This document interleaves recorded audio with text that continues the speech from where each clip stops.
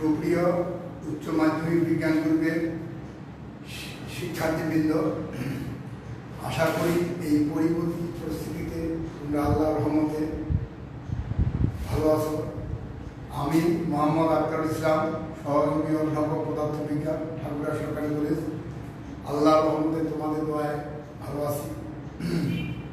আজ আমি অনলাইন ক্লাসে পদার্থবিজ্ঞান প্রথম পত্রের ৬ষ্ঠ অধ্যায় মহাকর্ষ ও বিকর্ষের দ্বিতীয় পর্ব কেপলারের সূত্রের উপর আলোচনা করব। কেপলারের সূত্র।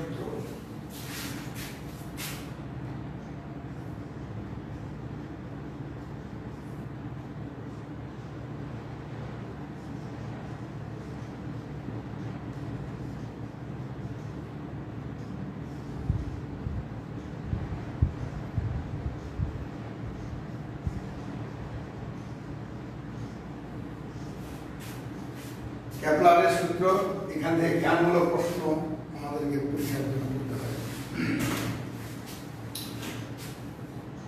গ্রিক দার্শনিকরা সৌরজগৎ সম্বন্ধে সর্বপ্রথম চিন্তা ভাবনা শুরু করেন। গ্রিক দার্শনিক টলেমির মতে সৌরজগতের কেন্দ্র পৃথিবী এবং সূর্য, চন্দ্র, গ্রহ, উপগ্রহ ইত্যাদি সকলেই পৃথিবীকে কেন্দ্র করে বিভিন্ন জটিল কক্ষপথে আবর্তন করতেছে। পঞ্চদশ শতাব্দী পর্যন্ত এই তথ্য গ্রহণযোগ্য ছিল, কিন্তু ১৬শ শতাব্দীতে গ্রিক জ্যোতির্বিদ কোপার্নিকাস এই সিদ্ধান্তে উপনীত হন যে পৃথিবী একটি গ্রহ যা নিজ অক্ষের চারিদিকে ঘুরতেছে এবং সূর্যকে কেন্দ্র করে সূর্যের চারদিকে ঘুরে। তাই গুরুত্বপূর্ণ তথ্য হচ্ছে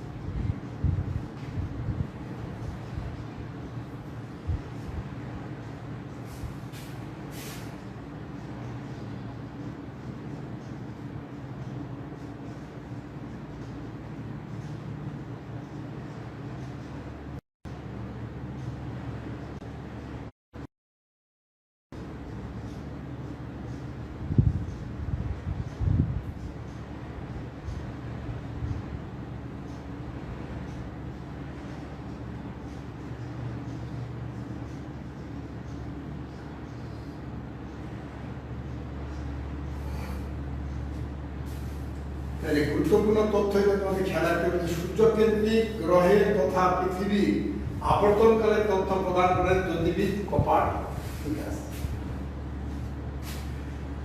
এখন গ্রহের গতি সংক্রান্ত বিজ্ঞানী কেপলার 3টি সূত্র প্রদান করেন।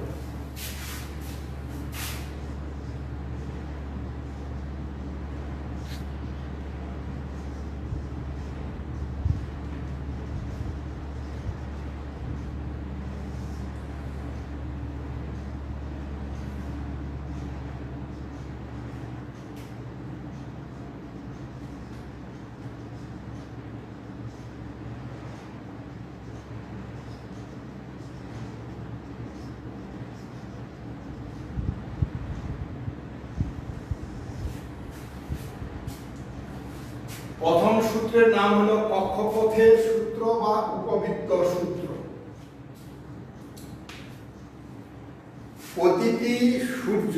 প্রতিটি গ্রহ সূর্যকে একটি ফোকাসে রেখে উপবৃত্তাকার পথে সূর্যকে পরিভ্রমণ করছে। অর্থাৎ আমরা যদি চিত্র 6.3 দেখি, এই একটা উপবৃত্ত যার এই F1 ফোকাসে সূর্য আছে। এই গ্রহটা এ বিন্দু থেকে বি বিন্দু হয়ে সি বিন্দু হয়ে ডি বিন্দু হয়ে এই উপবৃত্তাকার পথে ঘুরতেছে এবং সূর্য আছে এই F1 ফোকাসে, আর এই গ্রহটা ঘুরতেছে উপবৃত্তাকার পথে। এখন আমরা যদি এই কেপলারের প্রথম সূত্রের ব্যাখ্যা যায়, উপবৃত্তের একটি বিশেষ ক্ষেত্র হল কিন্তু বৃত্ত। বিজ্ঞানী নিউটন গ্রহের তথা পৃথিবী আবর্তনের কক্ষপথকে বৃত্তাকার বলেছেন। আর বিজ্ঞানী কেপলার বলছেন যে সূর্যের চারিদিকে গ্রহ তথা পৃথিবীর কক্ষপথ হল উপবৃত্তাকার। গ্রহের কক্ষপথ সম্পর্কিত তারতম্যের তেমন পার্থক্য ধরা যায় না, তাই সূর্যকে কেন্দ্র করে গ্রহ তথা পৃথিবী বৃত্তাকার পথে তথা উপবৃত্তাকার পথে পরিভ্রমণ করতেছে। এখন যদি আমরা কেপলারের দ্বিতীয় সূত্র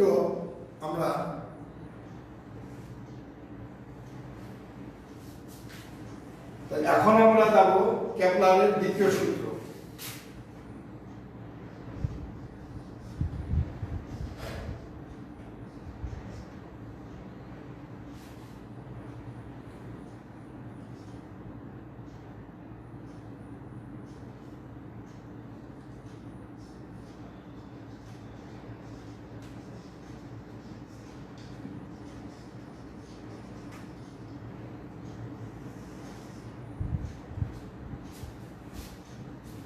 সূর্য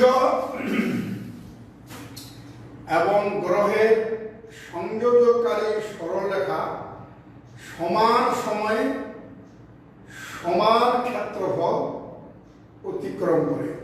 সমান সময়ে সমান ক্ষেত্রফল অতিক্রম করে।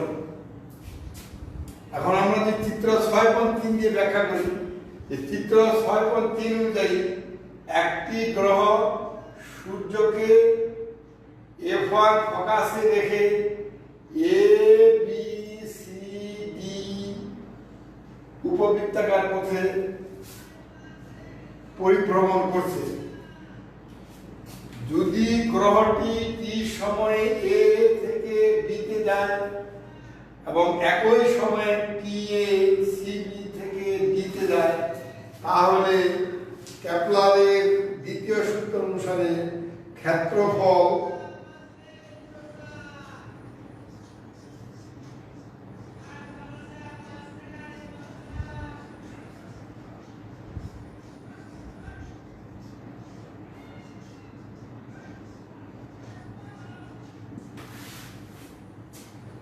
তাহলে ক্ষেত্রফল এ F1 বি আর ক্ষেত্রফল সি F1 বি সমান হবে। এবার যদি আমরা দ্বিতীয় সূত্রে প্রমাণ করি, একটি গ্রহ সূর্যকে কেন্দ্র করে সিডি বক্রপথে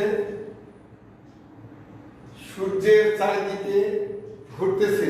চিত্র 6.4 সি অবস্থানে গ্রহের অবস্থান ভেক্টর আর অতি ক্ষুদ্র ডিটি সময়ে গ্রহটি কেন্দ্রে ডি থিটা কোণ উৎপন্ন করে সি থেকে ডিতে গেল। তাহলে অতএব ডিটি সময়ে গ্রহের রৈখিক দূরত্ব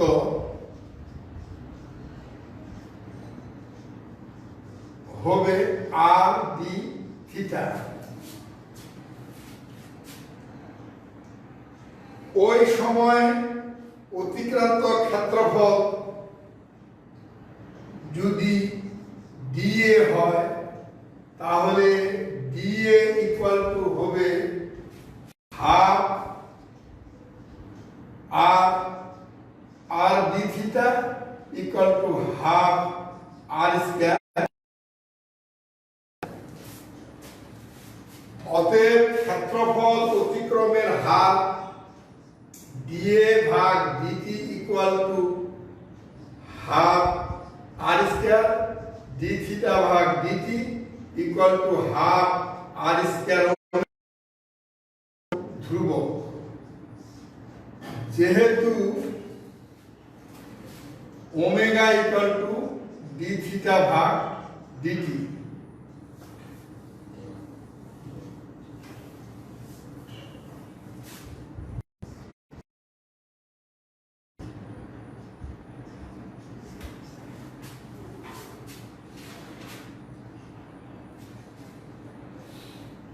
অতএব ডি এ ওয়ান ভাগ d t one equal to d A two ভাগ d t two, d A three ভাগ d T three equal to ধ্রুবক। সমীকরণ নম্বর 6.5 খ।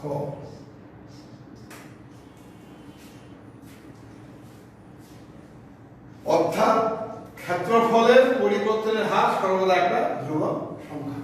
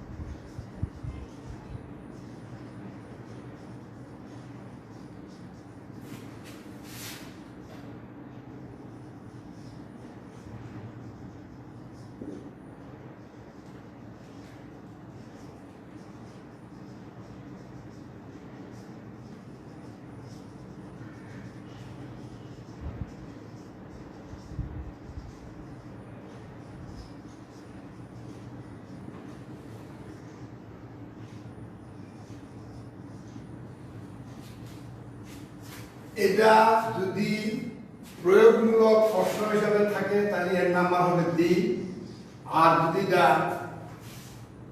প্রয়োগমূলক সাধারণ বহু নির্বাচনী প্রশ্ন হিসাবে থাকে তাহলে তার নাম্বার হবে 1। আমরা এখন প্রয়োগমূলক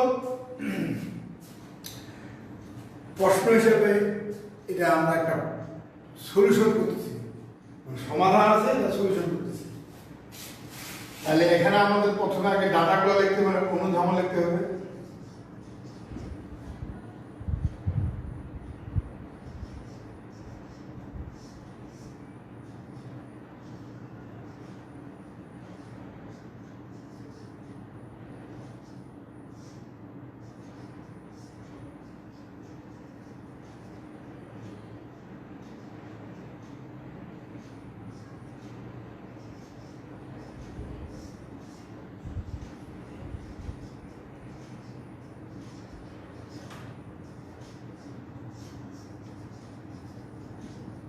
দেখো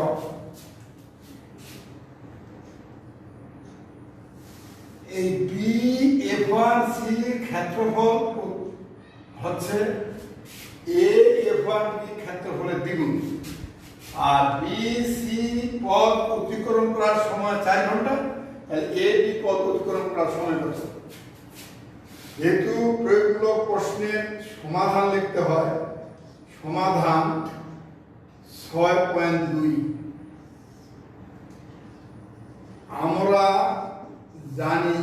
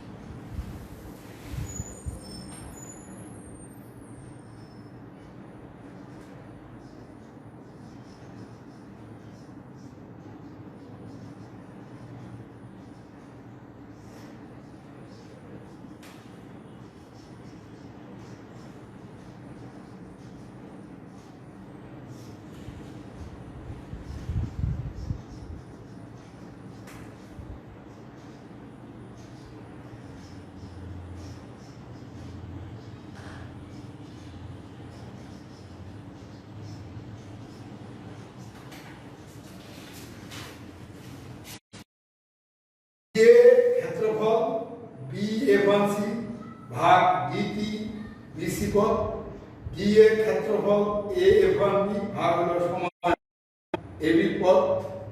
এখন এটার মান বসালাম, DAT AB, মানে AB পথ যাওয়ার সময় পেলাম দেওয়া।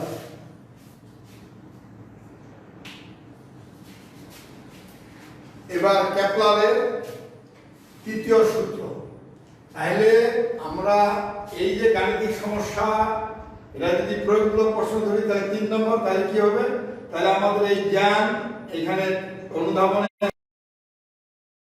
এই যে জ্ঞানটা এটা 1 নম্বর, আর এখানে যে মান বসায় দিয়ে এই যে ফলাফল আনলো 2 আবার 100, এই হলো প্রয়োগ 1 নম্বর, এই 3 নম্বর। আর যদি এটা এমসিকিউ প্রশ্ন হিসেবে থাকে, প্রয়োগমূলক সাধারণ এমসিকিউ হিসেবে থাকে, তাহলে এখানে 4টা অপশন দেওয়া থাকবে। ক 2 মিটার, খ 3 মিটার, গ 4 মিটার 4 আওয়ার, ক 2 আওয়ার, খ 4 আওয়ার, খ 5 আওয়ার, এভাবে সময় দেওয়া থাকবে 4টা।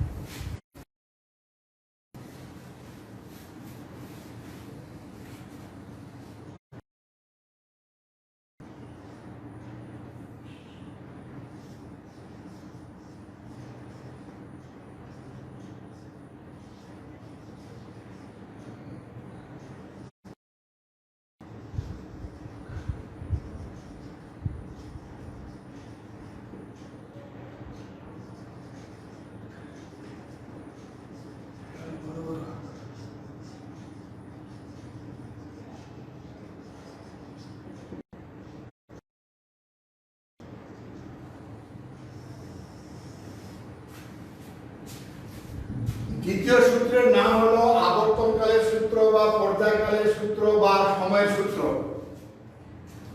সূর্য এবং গ্রহের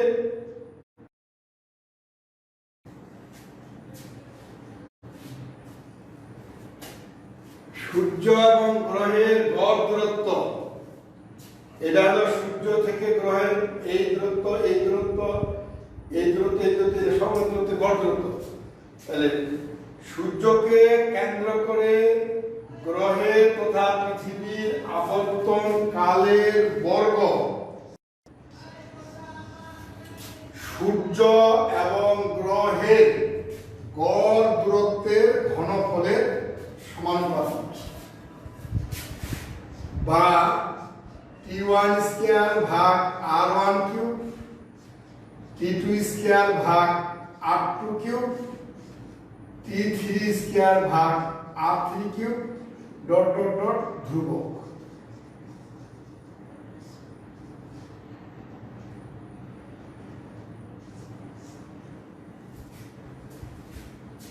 তাহলে এখান থেকে একটা জিনিস তোমরা খেয়াল করবা, এই যে মানে কেপলারের তৃতীয় সূত্র থেকে যে T1 T স্কয়ার সমানুপাতিক R কিউব ব্যস্তানুপাতিক 1 ভাগ V, এই জ্ঞানটা এটা হলো গুরুত্বপূর্ণ তথ্য। গুরুত্বপূর্ণ তথ্য রোমান চিহ্ন 2 কি, যে গড় দূরত্ব বেশি হলে আবর্তনকাল বেশি হবে, গ্রহটি আস্তে ঘুরবে, কারণ ভি এর সাথে ব্যস্তানুপাতিক। আর গড় দূরত্ব যদি বেশি হয়, গড় দূরত্ব যদি কম হয়, আবর্তনকাল কম হবে, গ্রহটি দ্রুত চলবে। এখান থেকে দুইটা সিদ্ধান্ত পাওয়া যাবে, যদি গড় দূরত্ব বেশি, আবর্তনকাল বেশি, গ্রহটি আস্তে চলবে। আর গড় দূরত্ব কম, আবর্তনকাল কম, গ্রহটি জোরে চলবে। তাহলে এই গুরুত্বপূর্ণ তথ্য দিয়ে আমরা একটা অনুধাবন প্রশ্ন লিখি।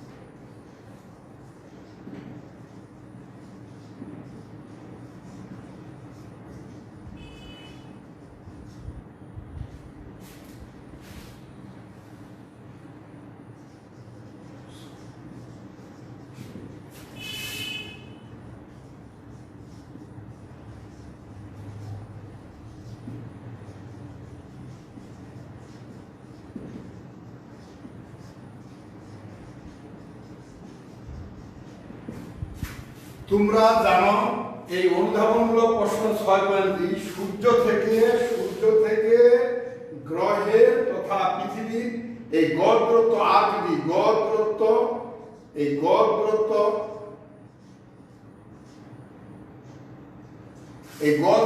আর যদি কমে যায়, তাহলে এই সূর্যকে কেন্দ্র করে পৃথিবী একবার ঘুরে আসতে যে সময় সেটাকে 1 বছর বলা হয়, তাহলে 1 বছরের দৈর্ঘ্য কমে যায় না বেড়ে যায় ব্যাখ্যা করো। সূর্যকে কেন্দ্র করে গ্রহের এই অবস্থানের, এই বি অবস্থানের, সি অবস্থানের, ডি অবস্থানের গড় দূরত্ব যদি কমে যায়, তাহলে সূর্যকে কেন্দ্র করে গ্রহের আবর্তনকাল বা বছরের দৈর্ঘ্য কমে যাবে না বেড়ে যাবে। তোমরা জানো অনুধাবনমূলক প্রশ্নের নাম্বার কত? 2। তাহলে অনুধাবন প্রশ্নের অ্যান্সার লেখার সময় আমরা লিখব উত্তর 6.2। এখন আমরা প্রথমে জ্ঞানটা দিব যে কমে যায় না বেড়ে যায়। এক কথা আমরা লিখব বছরের দৈর্ঘ্য কমে যায়, বছরের দৈর্ঘ্য কমে যায়, এই হলো জ্ঞান। এখানে 1 নম্বর জ্ঞানটা পাই গেলাম। এখন আমরা কারণটা দিব, ব্যাখ্যা দিব, কারণটা বা অনুধাবন দিব। কারণ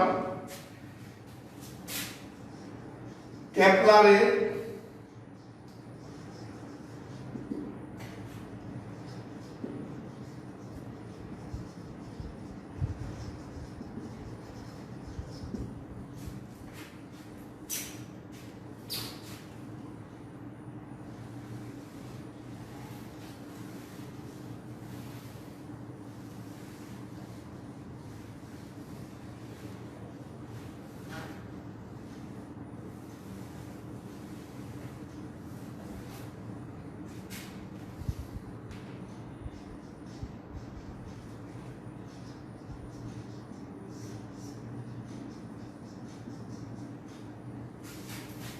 কেপলারের তৃতীয় সূত্র সেটা আমরা যাই T1 স্কয়ার ভাগ R1 কিউব T2 স্কয়ার ভাগ R2 কিউব এখান থেকে T2 ইকুয়াল টু R2 ভাগ R1 3 টু দি পাওয়ার 3 ভাগ 2 ইনটু T1।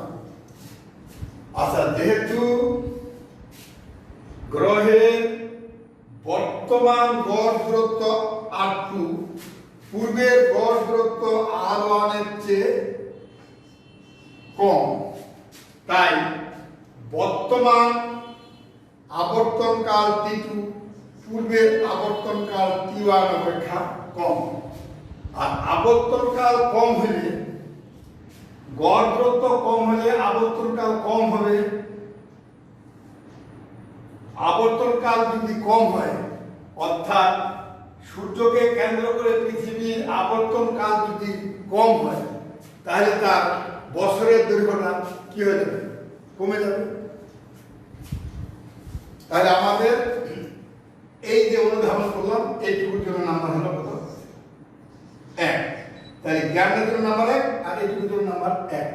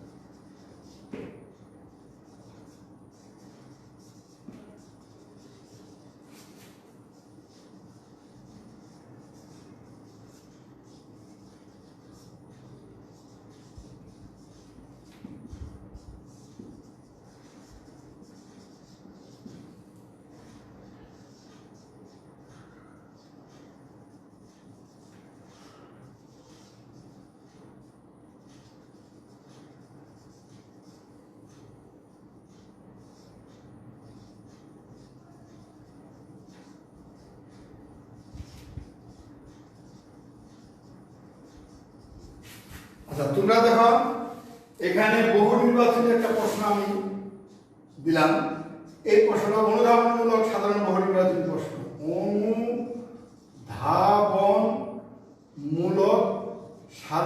অনুধাবনমূলক সাধারণ বহু নির্বাচনী প্রশ্ন। সাধারণ বহু নির্বাচনী প্রশ্ন ভালো করে খেয়াল করে দেখি, কারণ এটাকে অনুধাবন করে তারপর তোমাকে এই বহু নির্বাচনী প্রশ্নের অ্যান্সার করতে হবে। কিভাবে আছে?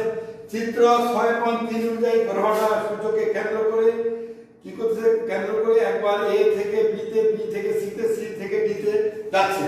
তোমরা জানো কোথায় গড় দূরত্ব কোথায় কম? দেখো সি অবস্থানে দূরত্ব কম, সি অবস্থানে যখন ছিল তার দূরত্ব কম, R3 কম, কিন্তু R3 দেখতে কম, T3 যদি কম হয় তাহলে দৈর্ঘ্য ঘুরবে, কারণ টি কম হলে আর কম হলে টি কম হবে, টি কম হলে ভি বেশি হবে। তাহলে সি অবস্থানে এই গ্রহটি সবচেয়ে বেশি বেগে ঘুরবে। তাহলে আমাদের এই সি অবস্থানটা এটাই হলো উত্তর।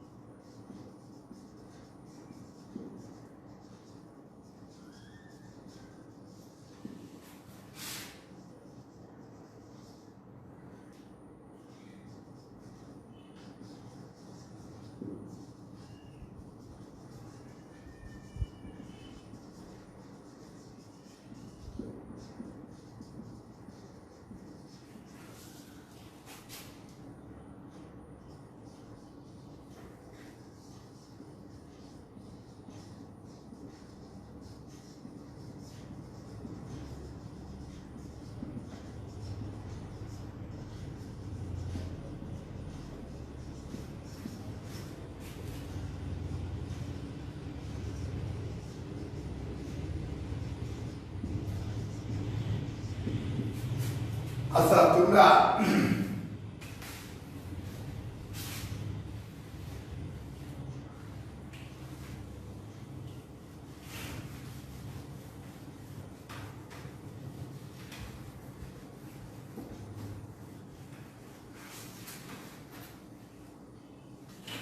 এই গাণিতিক সমস্যা 6.3 দেখো, এটা প্রয়োগমূলক প্রশ্ন হিসাবে থাকলে এটা নাম্বার হবে 3, আর যদি প্রয়োগমূলক সাধারণ বহু নির্বাচনী প্রশ্ন হিসেবে তাহলে নাম্বার হবে 1। তাহলে আমরা আগে প্রয়োগমূলক প্রশ্ন হিসেবে এটাকে ঠিক করি। ঠিক করলে এখানে আগে আমাদের ডাটাগুলো বা অনুধাবনের অংশ লিখতে হবে, যেটা নাম্বার 1। তাহলে এখানে হলো মঙ্গল গ্রহের কক্ষপথের ব্যাসার্ধ পৃথিবীর কক্ষপথের ব্যাসার্ধ এত গুণ, তাহলে Rm equal to 1.53 RE, আর পৃথিবীতে 365 দিনে 1 বছর, 365 দিনে 1 বছর হলে মঙ্গল গ্রহে কত দিনে 1 বছর হবে? তাহলে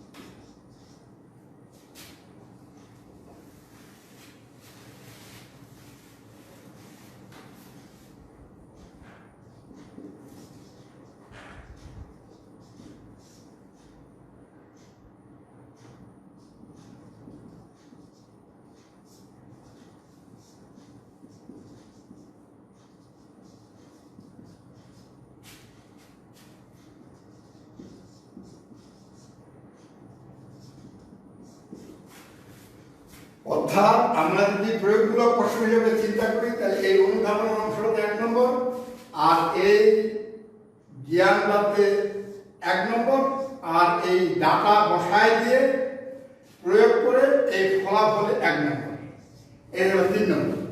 আর যদি এটা প্রয়োগমূলক সাধারণ বহু নির্বাচনী প্রশ্ন হিসেবে থাকে তাহলে এই প্রশ্ন থাকবে নিচের কোনটি সঠিক, ক, খ, গ, ঘ, এর 3টা পার্ট থাকবে। মনে করো 591, 691, 791, 891, তখন তোমাকে মনে মনে অঙ্কটা করে তারপর উত্তর যেটা রাইট হবে সেটা তোমাকে ফিল আপ করতে হবে। এখন তোমরা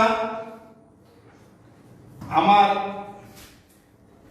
লিখিত উচ্চ মাধ্যমিক পদার্থবিজ্ঞান প্রথম পত্রের 458 পৃষ্ঠায় গাণিতিক সমস্যা, 458 পৃষ্ঠায় গাণিতিক সমস্যা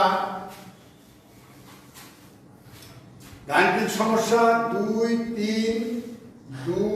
3, 5, 17, 20, 30, 17, 20, 30 এই অঙ্কগুলো ভালোভাবে করবা। অঙ্কগুলো করতে যদি তোমাদের কোনো সমস্যা হয় তাহলে আমার লিখিত পদার্থবিজ্ঞান প্রথম পত্রের যে গাণিতিক সমস্যা সমাধান আছে এটা সাহায্য নেবা।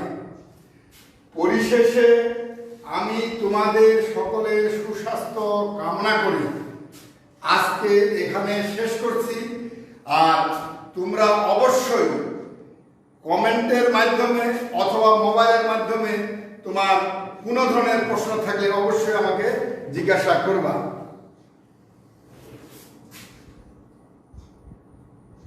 খোদা হাফেজ।